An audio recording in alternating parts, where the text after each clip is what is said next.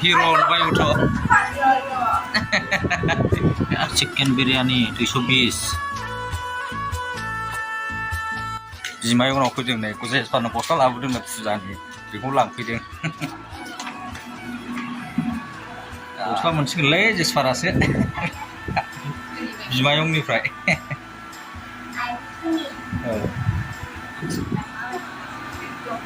Gan terweleh, orang bimayo ni postal ko.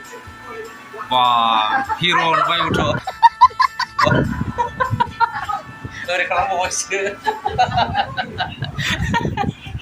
Hero nu baik udah. Raya nak oleh sih.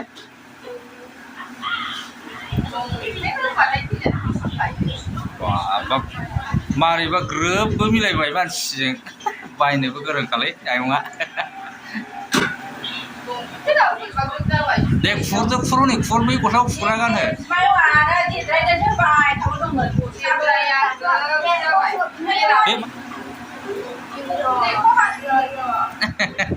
इतनी खुशी मुझे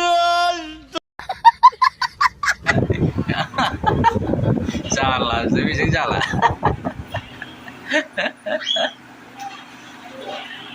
Bibar bagan kali yang mana? Kira itu saya apa jenuh ini gosla tu. Delai, ada jauh lai. Ayam banyak gosla apa jenuh ini. Wah, tenjan macam terus Money. Oi, bibar bari jauh jauh ber. Ayam mana? Nama kan nama. Kusi tarsai. Sespara gosla kita membaik fuzani bimayong ni fry. Bimayong baik apa ini? Bikun gosla kau baik langpi nama lengkon nane. Gosla horware nada. Tuh kalau sang tu menang, bimayong mana bukan menang sih. Reply sespar. Wow. Gosla mana terlalu na arlong pen punai bel bodong bau se.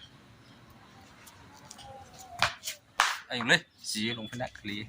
Tahu salah itu apa?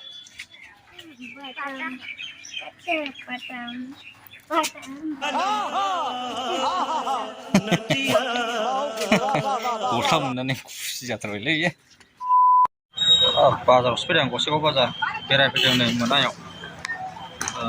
Satta jawab, satta sama. Restoran apa lewat Red Chili. Nama chicken biryani apa lollipop lang biryani. Restoran Red Chili yuk. Chicken biryani ya bro. Chicken biryani 220. Tahun 200 loh, 220 sahaja. Paglas ya. Sampai lollipop. Oh, pikir.